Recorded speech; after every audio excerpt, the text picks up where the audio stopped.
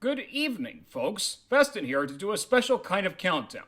Surprise! Instead of Pokemon, because I'd rather wait until Advanced Battle is finished to do the top 5 for that one, I'm going to do a countdown for another anime that was dubbed by Taj Productions, who also dubbed Pokemon. And if you could already guess by the title of this video, we're doing the top 5 Slayers Next episodes. I already talked about Slayers in one of my cartoon theories, but I want to give a full-fledged review of the episodes of Slayers Next to go into more detail. Before anyone asks why I'm not doing the first season, it is because, well, I don't have the DVD of all the 26 episodes of that season.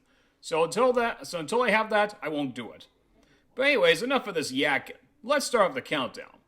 Number 5 is easy. The Forbidden Dance. Where is the strongest spell? The story is that while I'm on a pool break, Lena and her gang of heroes are in search of a clear Bible manuscript after getting one from a stranger. They search through the woods until they are cornered by the two twins, Mimi and Nene, who are trying to look for the same manuscript. After a fight, Gowry unintentionally finds a tunnel that leads them into what appears to be a coffin containing a dress and a book of lyrics. When some troopers and the twins gang up on her, Lena and Amelia have no alternative but to perform the spell which halts the fight right in front of them. With help from Zelgadis, Lena and Amelia perform the song both in English and Japanese. But nothing happens. As we learn that the spell is actually used for festivals, this gets Lena enraged as she uses a dragon slate to destroy the temple. Oh well, at least Mimi and Nene get their happy ending by keeping the lyrics and outfits. Oh, and Zelsa and Martina follow Lena all the way here. What are the odds? I tell ya, this is one weird episode, but it's got good voice acting, as one would expect from a dub from Central Park Media. The comedy is spot on, and Amanda Goodman was the best choice to voice both Mimi and Nene. She gives them a very Valley Girl-esque voice that fits the design of the characters well. Overall, not a bad start for the countdown.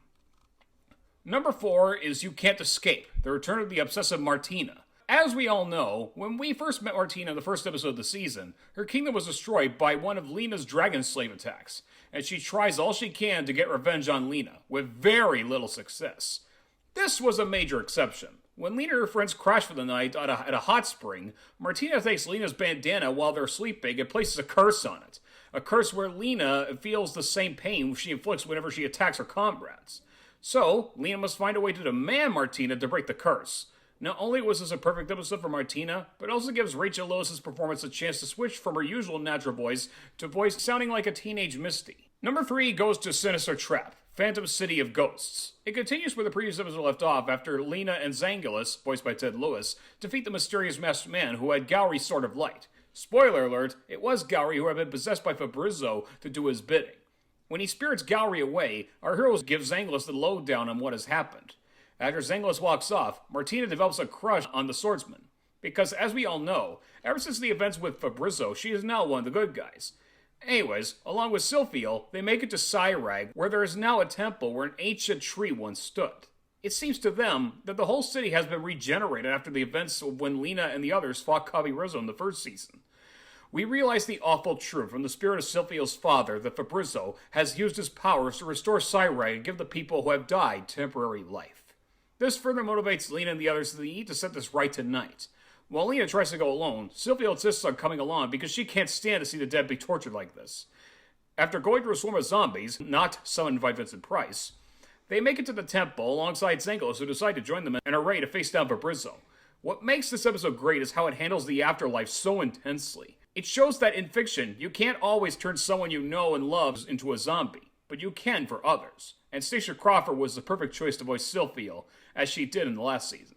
Okay now, only 2 more to go. Number 2 is the one I'm more familiar with, Be Eternal, the day Prince Phil died. In this episode, Lena and the others make it to Amelia's hometown of Seirun, where they hear some very shocking and sad news. Amelia's father, Prince Philionel, has been killed by a gang of assassins. Amelia takes this news very badly as she mourns over the loss of her father in her bedroom. As Lena comforts her, an intruder comes to the window and tries to get in, but Zelgadis flare arrows him away.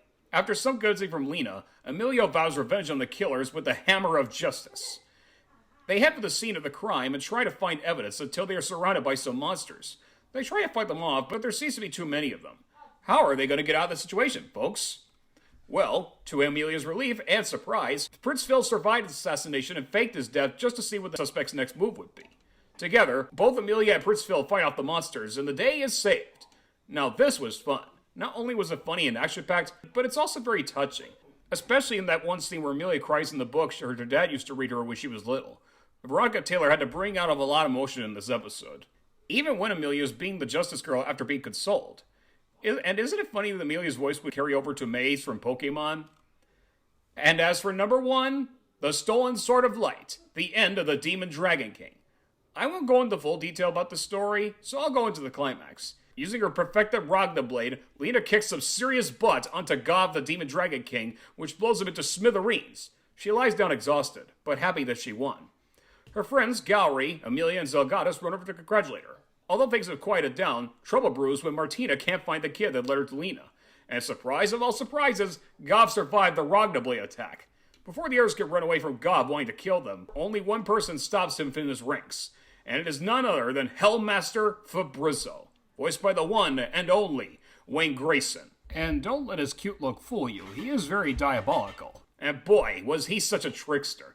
He snaps Gov out of existence and explains to Lena and the others that he has better plans than Gov's. Instead of wanting to take over the world, Fabrizzo wants to destroy it. After Martina fails to get back at him, Fabrizzo decides to take Gowry hostage, much to Lena's horror.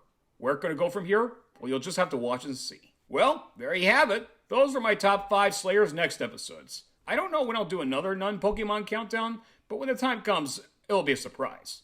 Until then, stay tuned for whatever comes next, and thank you for watching. This is Veston signing off.